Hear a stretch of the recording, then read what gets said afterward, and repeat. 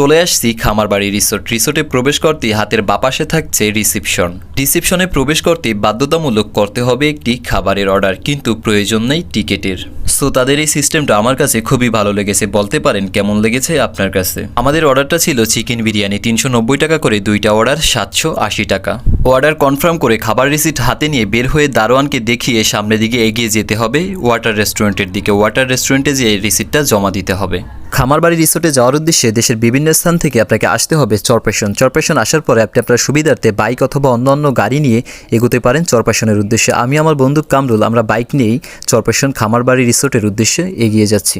Road ধরে সামনে এগিয়ে যেতে খুবই ভালো লেগেছিল। রোডের দুপাশে ছিল সারিবদ্ধ নিম গাছ। সো গাইস, চলে আসছি খামারবাড়ি রিসোর্টের মেইন গেটে। চলুন ভিতরে প্রবেশ করি। হাঁটতে হাঁটতে কিছুটা দূর সামনে এগিয়ে আসতেই দেখা মিলল বাংলোর। আর এখানে আসার পরে বাংলোটা দেখার পরে সত্যি অসম্ভব ভালো লেগেছিল এই বাংলোটা দেখে। সো এভরিওয়ান, এই মুহূর্তে যে আমার ভিডিওটা দেখছেন, ভিডিওতে লাইক কমেন্ট ও